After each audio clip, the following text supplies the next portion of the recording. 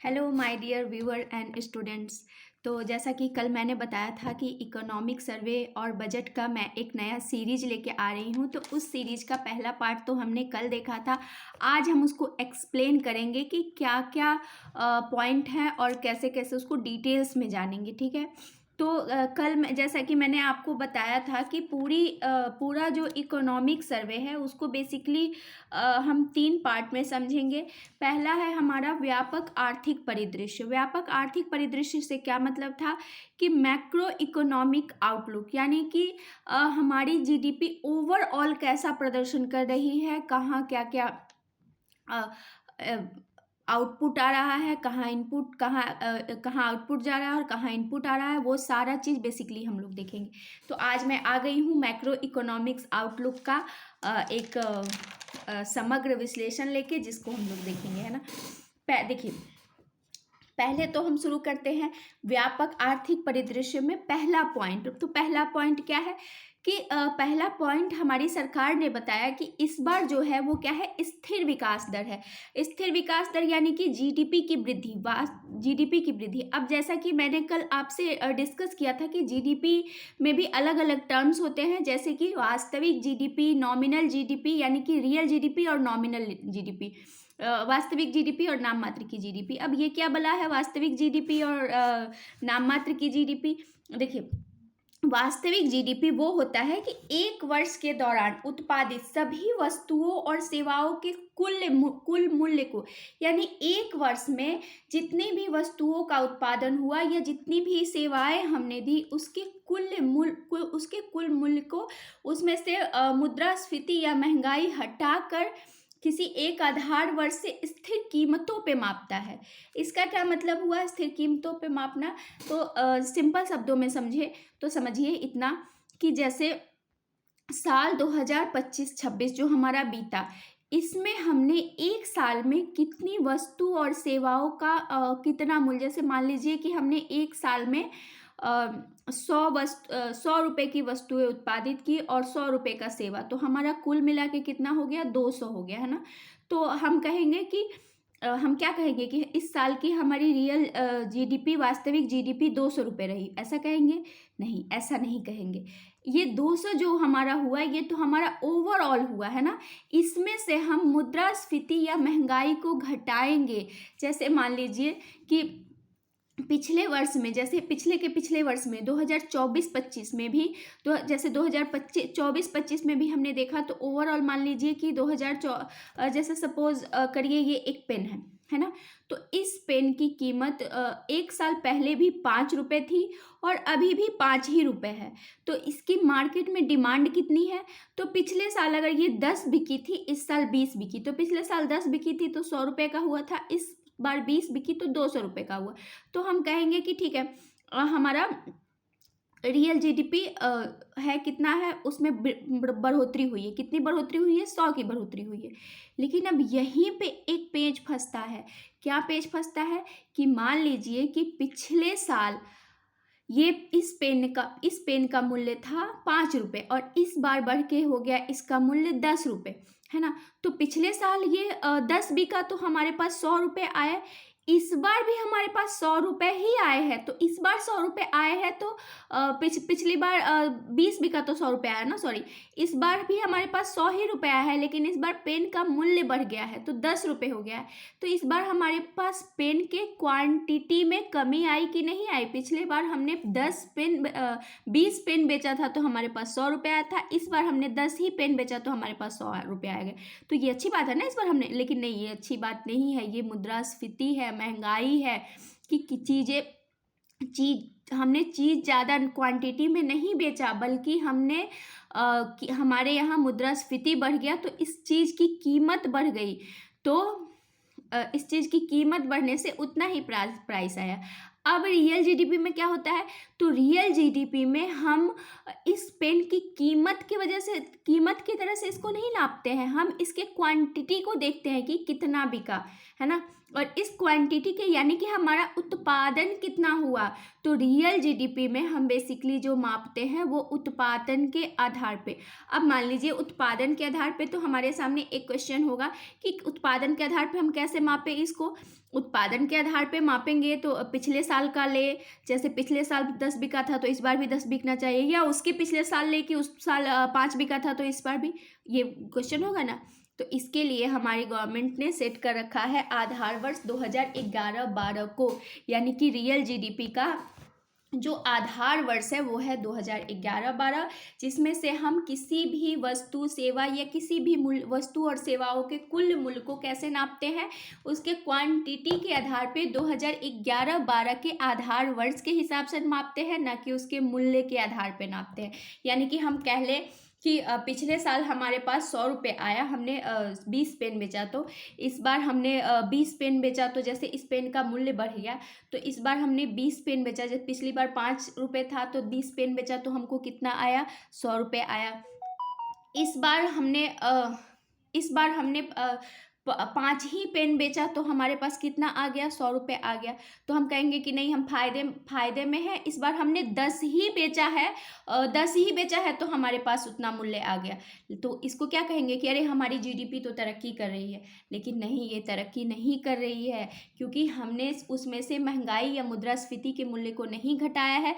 जब हम उसमें से मुद्रास्फीति अगर क्वांटिटी के आधार पे देखेंगे तो पिछले साल हमने 20 पेन बेचा था, तो इस बार भी हमको 20 पेन बेचना चाहिए। और चूंकि मुद्रास्फीति बढ़ी है तो इस बार हमको 100 में संतुष्ट नहीं होना है, इस बार हमको 200 मिलना चाहिए, है ना। तो वो मुद्रास्फीति को घटा के, यानी कि सरल शब्दों में कहे तो रियल जीडीपी वो है जिसमें वस्तु और सेवाओं के मूल्य में से महंगाई या मुद्रास्फीति को घटा के उसका कुल मूल्य मापा जाता है। अब इसका आधार वर्ष मैंने बताया 2011-12 को लिया गया है कि 11-12 में कितना उत्पादन था, कैसे था, उसके हिसाब से मापते हैं। ओके, अब नॉमिनल जीडीपी देखिए, नॉमिनल जीडीपी क्या होता है। नॉमिनल जीडीपी में हम ऐसे ही एज इट इज माप लेते हैं, है ना। इसमें से कुल हमारा कितना उत्पादन हुआ और कितना बिका, हम इसमें नहीं देखते हैं कि मुद्रास्फीति क्या रही, महंगाई क्या रही, कुछ नहीं देखते हैं। हम बस नॉमिनल में देख लेते हैं कि अच्छा हमारी जीडीपी ने इतना अच्छा प्रदर्शन किया, यानी कि इतना सेवा बेचा और इतना वस्तु बेचा। हम ये नहीं देखते हैं कि महंगाई बढ़ी थी तो उस हिसाब से हमको ज़्यादा बेचना पड़ेगा, हम ये नहीं देखते हैं। हाँ, बस एक कोरम पूरा हो गया तो हम कहते हैं कि ये हमारी नॉमिनल जीडीपी है। इसीलिए हमारी अर्थव्यवस्था में जो ज़्यादा महत्वपूर्ण है वो रियल जीडीपी है, और इसका नाम भी है रियल जीडीपी, वास्तविक जीडीपी, है ना। तो ये वास्तविक जीडीपी यही है। अब इस बार हमारे आर्थिक सर्वे ने 2026-27 के 2025-26 इधर तक का रखा है 7.4% की दर से वास्तविक जीडीपी, और 8%, लगभग 8% नॉमिनल जीडीपी। अब नॉमिनल जीडीपी क्यों ज़्यादा है ये तो मैंने समझा ही दिया आपको, है ना, कि क्यों ज़्यादा है। तो नॉमिनल जीडीपी क्यों ज़्यादा है ये कमेंट सेक्शन में बताइए, प्लीज़ कमेंट सेक्शन में बताइए आप लोग। देखिए, आप लोग अगर कमेंट करते हैं ना तो मेरा भी एक तरह से कह लीजिए कि इंटरेस्ट बढ़ता है, rate of interest, two way, आप तो जानते होंगे टू वे कम्युनिकेशन होता है तो ज़्यादा मज़ा आता है। तो आप लोग प्लीज़ कमेंट करिएगा, तो उसमें मुझे ज़्यादा वो इंस्पायर करेगा नेक्स्ट वीडियो लेके आने के लिए, है ना। अब चलते हैं हम तो देखते हैं कि इसके अलावा, है ना, इसके अलावा हमारे इकोनॉमिक सर्वे ने अनुमानित जीडीपी बताया है 2026-27 के लिए 6.8% से लेके 7.2%। अगर आप नोट डाउन करना चाहें तो प्लीज़ नोट डाउन कर लीजिए कि हमारे 2026-27 के लिए अनुमानित जीडीपी कितना है, 6.8% से लेके 7.2%। अब हमारे मन में एक क्वेश्चन आ सकता है कि हमारी वास्तविक जो जीडीपी वृद्धि दर है वो है 7.5%, तो अनुमानित क्यों कम हो गई।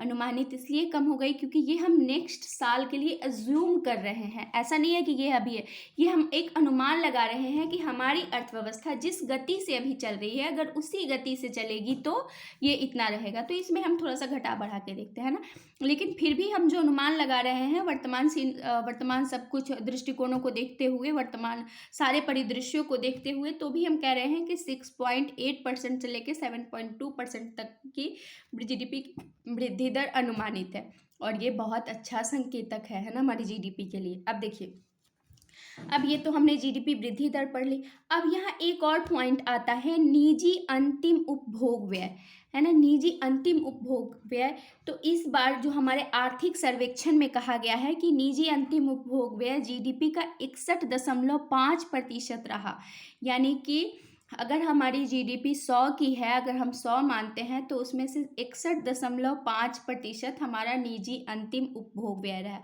अब ये निजी अंतिम उपभोग व्यय क्या है ना, और इसके बारे में ये भी कहा गया है कि 2012 के बाद ये सबसे उच्चतम स्तर पे है। समझ रहे हैं, सब 2012 के बाद, यानी कि एक डिकेड से भी ज़्यादा हो गया था, एक डिकेड से भी ज़्यादा के मैक्सिमम पॉइंट पे पहुंचा हुआ है।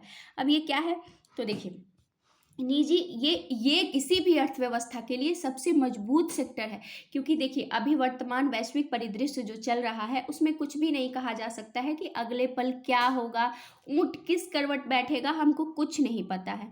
तो ऊंट किस करवट बैठेगा, जैसे मान लीजिए कि आपको मार्केट से सामान लाना है और मार्केट में कुछ वैसा हो गया इशू, तो आप मार्केट जाइएगा तब तो सामान लेके आइएगा, तो कुछ करिएगा।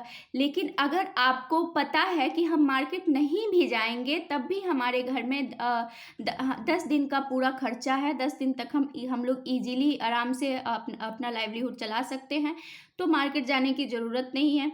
तो वो क्या है, वो आपका मजबूती का संकेतक है ना, कि उतने दिन तक हम अपना अच्छे से टिक सकते हैं। ठीक यही है निजी अंतिम उपभोग व्यय क्या है, ये हमारा कंजम्पशन है, यानी कि ये आर्थिक हमारी अर्थव्यवस्था का अपना कंजम्पशन है, यानी कि जो हमारे लोग कंज्यूम करते हैं, है ना। तो सोचिए कि किसी भी अर्थव्यवस्था में 61.5% का कंजम्पशन जो है वो हमारा है। तो ठीक है, ग्लोबल परिस्थितियां बिगड़ती हैं तो हम पे भी असर पड़ता है, लेकिन सोचिए कि 61.5% तो हम पे असर नहीं पड़ेगा, क्योंकि जो हम आज कंज्यूम कर रहे हैं वो कैसे भी परिस्थितियां हो वो कल भी कंज्यूम करेंगे, है ना। हाँ, लॉन्ग टर्म में उसका इम्पैक्ट पड़ता है, उस पर हम नहीं जाएंगे, लेकिन फिर भी ये अच्छा संकेतक है किसी भी अर्थव्यवस्था के लिए, है ना। तो ये हमारा भी 12 साल के उच्चतम स्तर पे है, यानी कि कहीं ना कहीं हमारे मार्केट में मनी का फ्लो है, पैसा आ रहा है, पैसा आ रहा है, तभी तो सिंपल सी बात है कि मार्केट में पैसा आएगा, आम आदमी के पास जाएगा, तभी तो वो मार्केट में खर्च करेगा। और ये निजी अंतिम उपभोग व्यय क्या है, ये वही तो है कि किसी के पास पैसा आया, उसने मार्केट में खर्च किया, तो उसने मार्केट में सोचिए कि 61.5% हमारे जीडीपी का जो भी आ रहा है हमारी अर्थव्यवस्था का, वो हम खुद ही कंज्यूम कर रहे हैं, वो हम खुद ही खरीद के मार्केट को दे रहे हैं। तो ये अच्छी स्थिति है ना। तो इससे क्या होगा, इससे हमारे अर्थव्यवस्था को आर्थिक इंजन मिल जाएगा। आर्थिक इंजन यानी कि खर्च बढ़ेगा, तो व्यक्ति खर्च कर रहा है, तो सिंपल सी बात है कि डिमांड बढ़ रही है। व्यक्ति के पास खर्च करने के लिए पैसा है, तो डिमांड करेगा, तो डिमांड बढ़ेगी तो उत्पादन होगा तो अर्थव्यवस्था को रफ्तार मिलेगी, है ना। तो ये सबसे इम्पोर्टेंट पॉइंट है। अब देखिए, अब इसी के बारे में हमारे अर्थव्यवस्था में हमारे इकोनॉमिक्स में एक टर्म आता है गोल्डी लॉक्स, है ना। अब ये गोल्डी लॉक्स क्या है, देखिए अभी हमारी अर्थव्यवस्था के लिए यही टर्म यूज़ किया जा रहा है कि हमारी भारतीय अर्थव्यवस्था अभी गोल्डी लॉक्स की स्थिति में है। गोल्डी लॉक्स क्या है, देखिए गोल्डी लॉक्स एक ऐसी स्थिति है जिसमें विकास दर उच्चतम रहता है, व्यापार उत्पादन सेवाएं तेजी से बढ़ती हैं, महंगाई कम होता है, महंगाई बहुत कम, महंगाई हमारा अभी सीपीआई के उसके से देखें तो 1.7% ही है, ये हम आगे समझेंगे। आमतौर पर देखिए, अब ऐसा क्यों कहा जा रहा है, तो आमतौर पे क्या होता है कि विकास बढ़ता है तो विकास के पैरेलल महंगाई भी बढ़ती है, मुद्रास्फीति भी बढ़ती है। लेकिन गोल्डी लॉक्स वो स्थिति है कि जिसमें विकास तो हो रहा है लेकिन महंगाई सीमित है ना, महंगाई कम है, कम से कम स्तर पे है। तो इसी को कहते हैं गोल्डी लॉक्स, है ना। गोल्डी लॉक्स मतलब समझ रहे हैं कि चारों तरफ से एकदम स्वर्ण से घिरा हुआ, तो क्या है कि विकास तो हो रहा है लेकिन उसी के दर पे महंगाई बहुत कम है। तो गोल्डी लॉक्स की स्थिति में हमारी अर्थव्यवस्था को माना जा रहा है। अब देखिए, व्यापक आर्थिक परिदृश्य में हमने जो पहला पॉइंट देखा वो देखा स्थिर विकास दर, जिसमें हमने जीडीपी देखा कि हमारा रियल जीडीपी कितना है, रियल जीडीपी 7.4%, नॉमिनल जीडीपी लगभग 8%। इसके अलावा अनुमानित 2026-27 के लिए भी हमने देखा कितना 6.8% से लेके 7.2%। निजी अंतिम उपभोग व्यय जीडीपी का 61.5% हमने देखा, है ना। तो ये हमारा हो गया स्थिर विकास दर, यानी कि हमारा जो विकास दर है अभी ऐसे ही स्थिर स्वरूप से चलने वाला है ना। तो और ये हो गया। अब हम इसमें आते हैं व्यापक आर्थिक परिदृश्य, मैक्रो इकोनॉमिक्स आउटलुक में आते हैं। तो हमारा दूसरा पॉइंट आता है वो है राजकोषीय स्थिति, है ना। सरकार की राजकोषीय स्थिति क्या है? तो देखिए 2026 का इकोनॉमिक सर्वे कहता है कि अभी हमारी राजकोषीय स्थिति संतुलित है और सुदृढ़ीकरण के पथ पर अग्रसर है, यानी कि संतुलित भी है और एकदम अपने आप को सुदृढ़ किए जा रही है ना। कैसे किए जा रही है, आंकड़ों में समझे तो देखिए 2025-26 में राजकोषीय घाटे का लक्ष्य रखा गया था। मतलब लक्ष्य क्या रखा गया था, अब तो लगभग पूरा होने वाला है, 4.4%। यानी कि हमारा राजकोषीय घाटा क्या होता है कि हमारी जीडीपी कितना दे रही है और प्लस में हम कितना खर्च कर रहे हैं, है ना। जैसे देखिए किसी भी जीडीपी का इतना तो नहीं होता है कि इतना आया इतना ही खर्च किया, वो तो होता है कि हमारी अपनी वास्तविक आय कितनी है, इसके अलावा हम ऋण लेते हैं। ऋण बहुत सी जगह से, जैसे आईएमएफ से ले लिया या फिर किसी भी देश से ले लिया या कोई भी देश से पूंजीगत व्यय किया। ये सब क्या है, ये सब है एक तरह का लाइबिलिटी, है ना। तो राजकोषीय घाटा जो होता है वो जीडीपी माइनस लाइबिलिटी को करके निकाला जाता है, ठीक है। वो राजकोषीय घाटे को अगर पढ़ेंगे तो उसके लिए एक टॉपिक पूरा पढ़ना होगा, उस पर हम अभी नहीं जाएंगे। वो जब हम लोग हमारी ये क्लासेस चल पड़ेंगी तो हम लोग अब मैंने ये ऐसा सोचा है कि बहुत से स्टूडेंट्स को प्रॉब्लम होती है, वो कोर्स नहीं खरीद पाते हैं, तो मैंने ये सोचा है कि मैं पूरा का पूरा कोर्स यूट्यूब पे लॉन्च करूँगी, है ना। तो उसके लिए प्लीज़ मुझे सपोर्ट करिए। मैं आपके लिए कोर्स लेके आऊँगी, तो वो वहाँ हम लोग करेंगे जब इकोनॉमिक्स की क्लासेस मैं लूँगी, तब अच्छे से करेंगे राजकोषीय घाटा। अभी यहाँ उतना पॉसिबल नहीं है उतना डीपली जाना, तो बस थोड़ा सा समझते हुए चलेंगे, ठीक है। तो देखिए हमारे राजकोषीय घाटा का कितना रहा, 4.4। पिछले साल कितना था, पिछले साल 4.8% था, तो 0.4% की हमने कमी की है, जो कि बहुत अच्छी बात है। अब अगर आप ऐसे आंकड़ों में देखेंगे तो आपको लगेगा कि 0.4% ही तो है, कौन सा बड़ा है, लेकिन नहीं। राजकोषीय घाटा क्या होता है कि ये साल दर साल बढ़ते ही जाता है, कम बहुत रेयरली होता है, और इस बार कम हुआ है तो बहुत अच्छी बात है ना। और 2025 और यही नहीं, सरकार ने आगे का लक्ष्य भी तय करके रखा है कि 2026-27 में इसको घटा के 4.2% लाना है। अब कितना कर पाएगी सरकार, वो हम अगले आर्थिक सर्वे में देखेंगे, है ना। अब देखिए ये तो हो गया राजकोषीय घाटा। अब इसके अलावा सरकारी कर्ज, जैसे जीडीपी पे कितना कर्ज है ना, तो हमारी जीडीपी पे अभी तो कर्ज है ना, क्योंकि चूंकि हम विकासशील अर्थव्यवस्था है, तो विकासशील अर्थव्यवस्था को बहुत पूंजी चाहिए होता है, बहुत कुछ चाहिए होता है, तो हमने कर्ज भी उसी हिसाब से ले रखा है ना। तो वो कोई बहुत घबराने वाली बात नहीं है कि हमारा कर्ज ज़्यादा है, वो विकासशील अर्थव्यवस्था में वैसा होता है। लेकिन उसके बावजूद भी हमारी सरकार ने एक लक्ष्य तय करके रखा। हमारी सरकार ने कहा है कि 2030-31 तक हम जीडीपी का 50% कर्ज लेके चले आएंगे। अभी कितना है, अभी 56% है, और हमारा लक्ष्य कितना है कि 2030-31 तक हम 50% इसको करेंगे, अभी 56% है, ठीक है।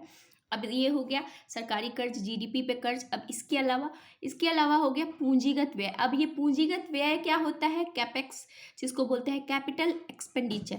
ये कैपिटल एक्सपेंडिचर क्या होता है, देखिए सरकार दो तरह से खर्च करती है। एक तो खर्च करती है जैसे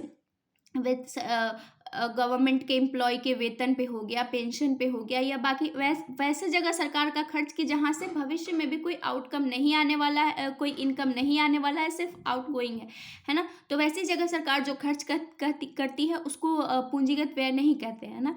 पूंजीगत व्यय किसको कहते हैं, ऐसी जगह सरकार खर्च करती है जहाँ से भविष्य में जो भविष्य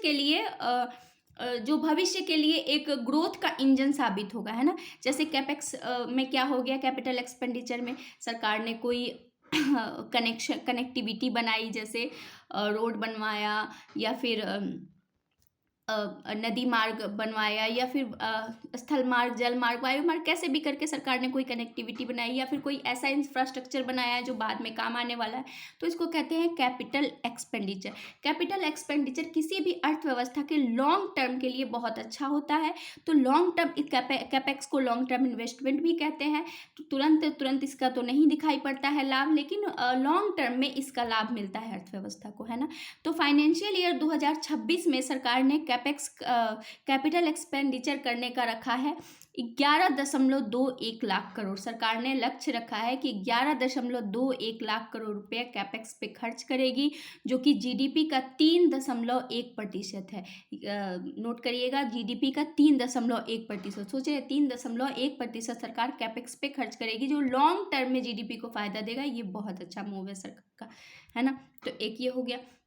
अब देखिए, पहला पॉइंट हमने देखा व्यापक आर्थिक परिदृश्य में स्थिर विकास दर, दूसरा पॉइंट देखा राजकोषीय स्थिति। अब तीसरा पॉइंट हम देखेंगे मुद्रास्फीति नियंत्रण, है ना। मुद्रास्फीति नियंत्रण मतलब महंगाई, है ना। देखिए, अप्रैल से दिसंबर आर्थिक सर्वे में ऐसा बताया गया कि अप्रैल से दिसंबर के बीच में खुदरा महंगाई दर सीपीआई, कंज्यूमर प्राइस इंडेक्स जिसको बोलते हैं, वो औसतन 1.7% रहा।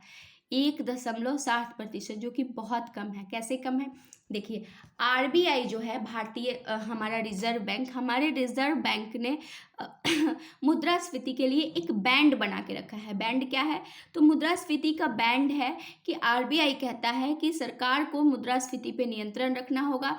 मुद्रास्फीति पे मतलब कितना से कितना तक रखना पड़ेगा? तो सरकार को 4 प्लस माइनस 2, है ना, 4 प्लस माइनस 2 का आरबीआई ने बैंड दे रखा है। ये क्या है? तो 4%। अगर बहुत बढ़ा तो 4+2 यानी कि 6, बहुत 6 से ज़्यादा नहीं होना चाहिए, महंगाई बढ़ना चाहिए, 6% से ज़्यादा नहीं बढ़ना चाहिए। और दूसरा इधर से क्या है, और अगर बहुत कम हो मुद्रास्फीति तो भी कितना रहना चाहिए? +4 + -2, तो 4 - 2 कितना होगा? 2%। और सोचिए कि हमने आरबीआई के बैंड से भी हम नीचे पहुंच गए हैं, यानी कि हमारा अभी वर्तमान में मुद्रास्फीति दर कितना है? 1.7%।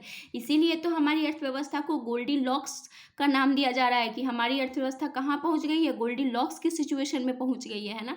तो ये बहुत अच्छा और बहुत बड़ा मूव है सरकार का, है ना, कि हमारी अर्थव्यवस्था का हमारे आरबीआई ने जो एक बैंड निर्धारित कर रखा है, उस बैंड में बहुत अच्छा प्रदर्शन कर रही है और हमारे यहाँ मुद्रास्फीति नियंत्रण में है। अब देखिए, अब यहाँ पे एक टर्म उभर के आया, सीपीआई, कंज्यूमर प्राइस इंडेक्स। मुद्रास्फीति, है ना। मुद्रास्फीति तो आप समझ रहे हैं, महंगाई समझ रहे हैं। अब महंगाई दो तरह का होता है ना। एक होता है सीपीआई, कंज्यूमर प्राइस इंडेक्स, जिसको हिंदी में बोलते हैं खुदरा महंगाई दर, है ना। दूसरा होता है डब्ल्यूपीआई, होलसेल प्राइस इंडेक्स, इसको हिंदी में बोलते हैं थोक महंगाई दर। अब ये खुदरा महंगाई दर और थोक महंगाई दर क्या है, इससे हम क्या समझते हैं? तो देखिए, खुदरा महंगाई दर जो है उसमें क्या होता है? उसमें वस्तु प्लस सेवा, है ना। वस्तु प्लस सेवा कैसे? जैसे देखिए, जो भी वस्तु है दिख रही है उसका तो वो तो ऐड होता ही होता है। इसके अलावा अगर किसी डॉक्टर का फी है तो वो भी ऐड होता है, क्योंकि देखिए, जैसे महंगाई बढ़ने के साथ डॉक्टर, आपने भी कभी नोटिस किया होगा कि समय के साथ डॉक्टर की फ़ी बढ़ती जाती है, स्कूल की फ़ी बढ़ती है। जैसे कॉपी का अगर प्राइस बढ़ रहा है, पेन का प्राइस बढ़ रहा है, तो स्कूल का फ़ी भी बढ़ रहा है, डॉक्टर का फ़ी भी बढ़ रहा है, सब कुछ बढ़ रहा है ना। तो ये वस्तु प्लस सेवा हो गया। तो सीपीआई जो हमारा सीपीआई का मेजरमेंट होता है, वो उसमें सीपीआई के टोकरी में वस्तु भी है और सेवा भी है। वस्तु और सेवा दोनों के मूल्य को माप के और तब सीपीआई निकाला जाता है कि कंज्यूमर प्राइस इंडेक्स कितना है, यानी कि खुदरा महंगाई दर कितना है। अब थोक महंगाई दर होता है, उसमें सेवा का मूल्य नहीं होता है, उसमें क्या सिर्फ वस्तु शामिल रहता है ना। तो अब देखिए, अब आरबीआई, अब ये खुदरा महंगाई दर का यूज़ कहाँ होता है? देखिए, आरबीआई को रेपो रेट, जब भी आरबीआई अपना रेपो रेट सेट करती है तो वो कैसे करती है? वो सीपीआई को देख के, है ना। जैसे आपने देखा कि आरबीआई ने कभी क्या किया? रेपो रेट में कटौती कर ली, कभी बढ़ा दी। तो आरबीआई ऐसा क्यों करती है? मुद्रा नियंत्रण, साख नियंत्रण के लिए करती है, ऑब्वियस सी बात है ना। तो साख नियंत्रण, आरबीआई को जब भी लगता है कि महंगाई बढ़ा है या महंगाई घटा है, या उस तरह से जब भी आरबीआई को लगता है कि मार्केट में पैसे का फ्लो ज़्यादा हो गया है, तो उसको सोखने के लिए काम करती है। मार्केट में पैसे का फ्लो कम हो गया है तो आरबीआई लिक्विडिटी बढ़ाती है। तो ये आरबीआई करती है। तो रेपो रेट का निर्धारण जो होता है बेसिकली, वो इसी कंज्यूमर प्राइस इंडेक्स पे निर्धारित होता है ना। अब थोक को क्यों नहीं लेते हैं? देखिए, थोक बेसिकली व्यापारियों निवेशकों के लिए होता है ना। लेकिन अब हम कहेंगे कि थोक और खुदरा दोनों अलग अलग है? नहीं, बिल्कुल अलग नहीं। अगर थोक महंगाई बढ़ेगी तो क्या होगा? खुदरा महंगाई बढ़नी ही बढ़नी है। क्यों बढ़नी है?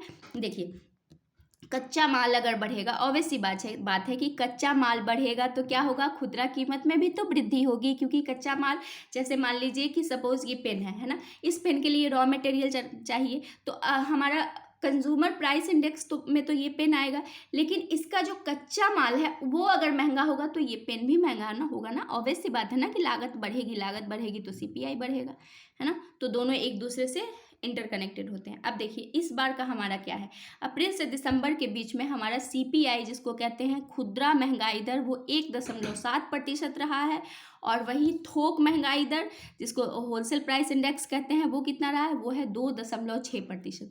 तो दोनों बहुत बेहतर स्थिति में है, इसीलिए हम कह रहे हैं कि हमारी अर्थव्यवस्था जो है वो गोल्डीलॉक्स सिचुएशन में है, कि जो वृद्धि तो कर रही है लेकिन उसके कंपैरिजन में महंगाई, मुद्रास्फीति बहुत कम है ना।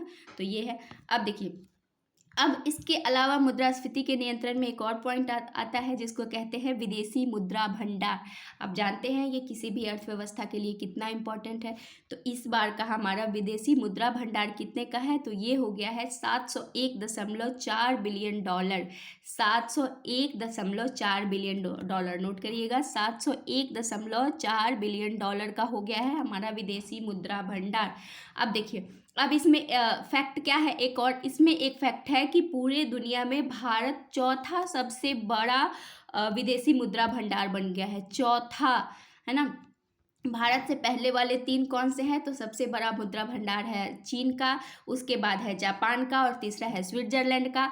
इन तीनों के बाद हमारा चौथा स्थान आता है भारत का, जब हमारी कितना है विदेशी मुद्रा भंडार, $701.4 बिलियन। इससे हमारे कितने दिनों का खर्च चल सकता है, तो इससे हम 11 से 12 महीनों का आयात कर सकते हैं। तो हमारा जो विदेशी मुद्रा भंडार है, इससे हम 11 से 12 महीनों का आयात कर सकते हैं, जो कि बहुत अच्छा संकेतक है हमारी अर्थव्यवस्था के लिए। और इन्हीं सारे कारणों से हम कह रहे हैं कि हमारी जो अर्थव्यवस्था है वो गोल्डीलॉक्स की सिचुएशन में है, गोल्डीलॉक्स है, और ये हमारी अर्थव्यवस्था के लिए बहुत अच्छा है ना। तो स्टूडेंट्स, आज हमने देखा मैक्रो इकोनॉमिक आउटलुक। जैसा कि मैंने आपको कल बताया था कि 3 खंड में बांट के हम देखेंगे, तो एक खंड हमने कर लिया है, दूसरा खंड हम कल शुरू करेंगे, वो होगा क्षेत्रवार विश्लेषण। क्षेत्रवार विश्लेषण से क्या है, हम देखेंगे क्षेत्रवार, यानी कि हमारे अर्थव्यवस्था या किसी भी अर्थव्यवस्था के 3 सेक्टर होते हैं, है ना। पहला प्राइमरी, दूसरा सेकेंडरी, और तीसरा टर्शियरी। हम देखेंगे कि तीनों में हमारी अर्थव्यवस्था कैसा प्रदर्शन कर रही है, कहाँ चुनौतियाँ हैं और कहाँ बहुत अच्छा कर रही है, और फिर इससे भी अच्छा करने के लिए हमारी सरकार क्या प्रयास कर रही है, और आगे आने वाले समय में क्या हो सकता है। तो ये सारी चीज़ें हम कल के वीडियो में देखेंगे। आज के लिए बस इतना ही, बाय बाय।